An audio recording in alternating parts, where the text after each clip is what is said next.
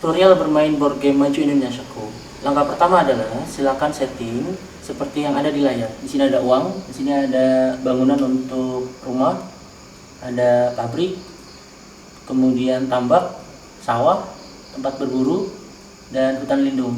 Di sini ada kartu bangunan, di sini ada hewan endemik, di sini ada hewan invasif, kartu dana umum, kartu kesempatan, kartu profesi untuk pemerintah, sertifikat tanah. Di sini ada kartu bencana, dadu, dan ada karakter. Di sini ada karakter pemerintah. Di sini ada karakter profesi yang lain. Nah, kemudian jangan lupa di sini untuk mencatat setiap aktivitas yang terjadi, baik nanti kas masuk atau kas keluar. Langkah berikutnya adalah silakan bagi uang per karakter sebanyak 150.000. Nah, untuk uang jumlahnya bisa berbeda-beda sesuai kesepakatan di awal. Uang ini berguna sebagai modal awal untuk melakukan permainan. Langkah berikutnya adalah silakan lakukan undian siapa yang berangkat pertama. Ya, apakah petani, nelayan, bisnismen, pemburu, atau pemerhati lingkungan. Untuk karakter pemerintah itu jalan setelah karakter profesi selesai. Langkah berikutnya adalah silakan kocok dadu sesuai urutan bermain. 9,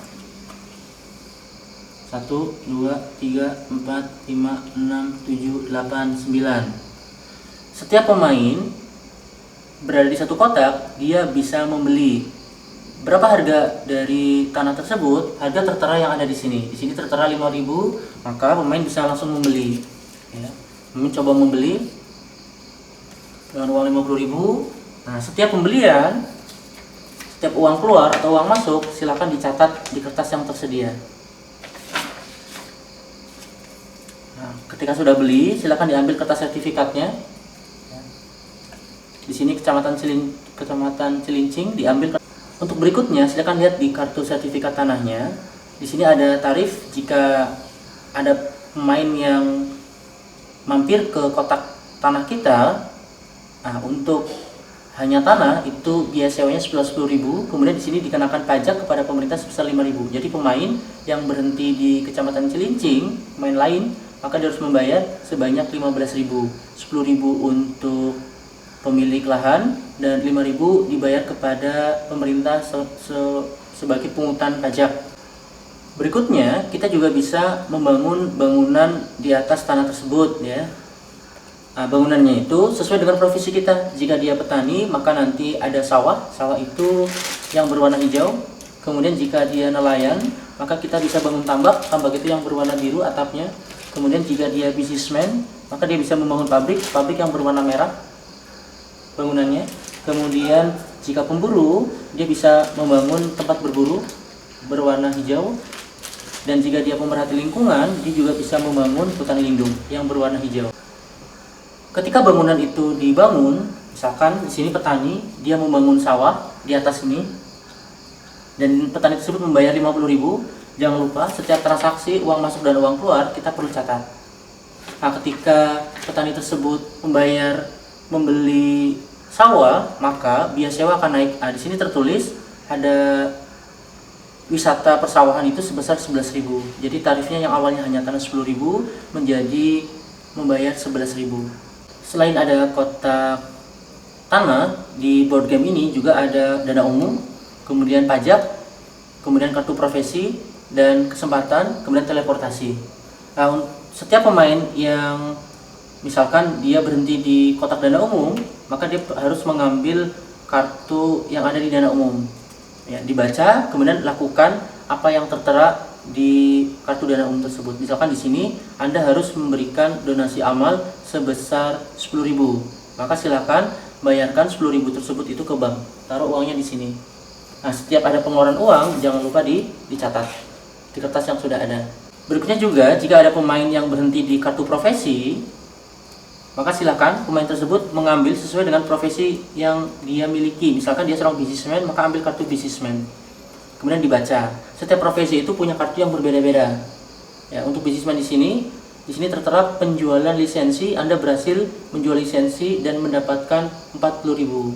Nah, silakan ambil uang dari bank sebesar 40.000. Kemudian jangan lupa selalu catat setiap ada uang masuk dan uang keluar di kertas yang tertera.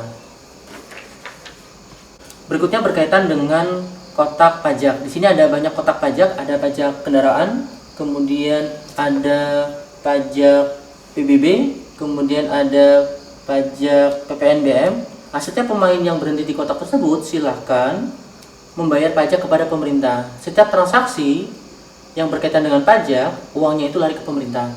Ketika transaksi selain pajak, itu larinya ke bank. Berikutnya adalah setelah semua karakter selesai gilirannya, langkah berikutnya adalah pemerintah. Pemerintah selalu jalan setelah karakter selesai berjalan. 11. Untuk pemerintah, di sini menggunakan ular tangga. 1, 2, 3, 4, 5, 6, 7, 8, 9, 10, 11. Nah, ketika pemerintah berhenti di kotak yang ada bintangnya, maka silakan pemerintah mengambil kartu bencana atau kartu tugas pemerintah. Nah, misalnya di sini ada kartu tugas pemerintah, bangun sekolah. Nah, maka pemerintah dengan pajak yang sudah terkumpul sebelumnya dari para pemain, dia perlu melakukan pembangunan sekolah. Nah, misalkan di sini pemerintah membangun sekolah dasar, bayar uangnya ke bank, kemudian berdirikan kartu bangunan sekolah.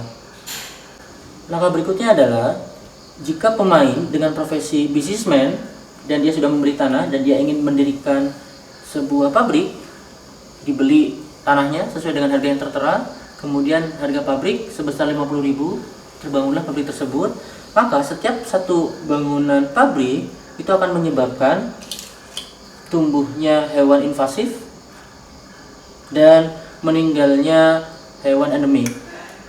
Untuk hewan invasif itu ada ikan arapaima dan ikan sapu-sapu. Ini sebagai indikator jika lingkungan tersebut banyak polusi, maka pertumbuhan mereka akan meningkat. Kemudian untuk hewan endemik di sini ada elang bondol dan ada hewan bulus. Untuk hewan endemik itu sebagai indikator jika lingkungan semakin terpolusi, maka mereka akan punah. Dan untuk hewan invasif, jika polusi meningkat, mereka akan bertambah populasinya. Bagaimana cara untuk mencegah kepunahan tersebut? Maka di sini ada profesi pemerhati lingkungan. Profesi pemerhati lingkungan tersebut bisa mendirikan yang namanya hutan lindung di tanah yang dia miliki. Misalkan di sini pemerhati lingkungan, kita bangun yang namanya hutan lindung.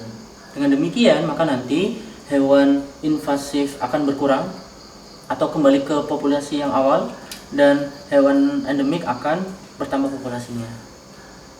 Maka di sini petugas pemerintah harus menjaga agar jumlah pabrik dan jumlah hutan lindung itu setara. Untuk pemerintah, dia juga sama seperti pemain yang lain, perlu melakukan yang namanya pencatatan. Setiap ada pajak yang masuk ke pemerintah perlu dicatat. Begitu juga ketika ada pengeluaran berupa subsidi, misalkan kepada salah seorang pemain sesuai dengan kartu tugas pemerintah, atau pemerintah sengaja memberikan subsidi kepada pemain dengan tujuan untuk menjaga populasi hewan invasif atau hewan endemik.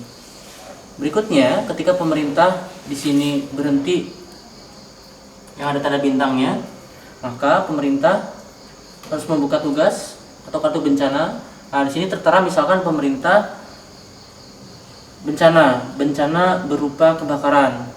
Nah, maka kebakaran di sini akan menimpa. Nah, konsekuensi dari kebakaran atau bencana adalah minus. Nah, di sini pemerintah harus membayar. Di sini untuk kebakaran itu minus 50.000. Nah, untuk bencana, jika bangunan berupa tim SAR, rumah sakit sudah kebangun, maka pemerintah cukup membayar setengahnya. Nah, jika bangunan yang sudah kebangun adalah kantor militer, rumah sakit, dan tim SAR, maka pemerintah tidak perlu membayar bencana sama sekali. Misal di sini kantor militer sudah kebangun, kemudian tim SAR sudah kebangun, dan rumah sakit sudah kebangun. 3 bangunan ini sudah kebangun dan terjadi bencana, misalkan bencana meteor di satu tempat. Nah, maka tidak ada minus yang harus dibayar oleh pemerintah. Begitu ya. Nah, kemudian berikutnya untuk sekolah. Di sini sekolah bertingkat, ada SD, SMP, kemudian SMA dan universitas. Nah, ketika pemerintah baru membangun sekolah, setiap pemain yang sudah jalan dan dia mutar melewati start ketika bangunannya hanya SD, maka pemain tersebut menerima uang dari bank sebesar 10.000. Jika pemerintah sudah membangun SD dan SMP, maka setiap pemain yang melewati start dia akan mendapat 20.000. Jika bangunan sekolah yang sudah dibangun SD, SMP, dan SMA, maka setiap pemain yang melewati start dia akan dapat 30.000. Jika bangunan sekolah yang sudah kebangun semua fasilitas sekolah, SD, SMP, SMA, dan universitas, maka setiap pemain yang melewati start dia akan mendapat uang dari bank sebesar 50.000. Selain pemerintah perlu melakukan pembangunan, di sini ada kartu bangunan, ini perlu dibangun semua. Ini ketika bangunan ini terbangun semua menunjukkan bahwa daerah tersebut mengalami pertumbuhan dan pembangunan. Pemerintah juga perlu menjaga populasi hewan invasif dan endemik sebagai indikator dari kerusakan lingkungan. Berikutnya ada kejutan yang ada di kartu profesi. Kartu profesi pemerintah, petani, nelayan, bisnismen, pemburu, dan lingkungan, setiap kartunya itu berbeda-beda. Pemain harus melakukan instruksi sesuai yang ada di kartu profesi. Berikutnya adalah disebut satu ronde jika pemerintah sudah selesai sampai ke finish di ular tangganya. Itu satu ronde. Setiap ronde itu perlu dicek ya. Di sini nanti perlu direkap pemain mana yang memiliki aset terbanyak begitu. Di ronde kedua, ketika pemerintah sudah kembali ke start, dimulailah itu ditanda dimulainya ronde kedua. Nah, di ronde kedua ini silakan pemain bisa melanjutkan kembali permainannya sesuai dengan bangunan yang sudah kebangun. Ya. Dadu dikocok dan seterusnya. Nah, untuk kotak teleportasi ini ada suatu keistimewaan. Setiap pemain yang berhenti di sini, maka dia bisa berhenti dimanapun. Misalkan pemain tersebut memilih berhenti di daerah penjaringan. Gitu. Kemudian berikutnya di sini ada namanya kotak penjara. Setiap pemain yang berhenti di kotak tersebut, maka dia akan dipenjara. Bagaimana cara keluarnya? Silakan pemain kocok dadu. Jika kembar sampai 3 kali, maka pemain tersebut bisa keluar dari penjara. Atau pemain tersebut membayar sebesar 10.000 kepada bank. Demikian tutorial bermain board game Maju Dari Saku. Selamat bermain!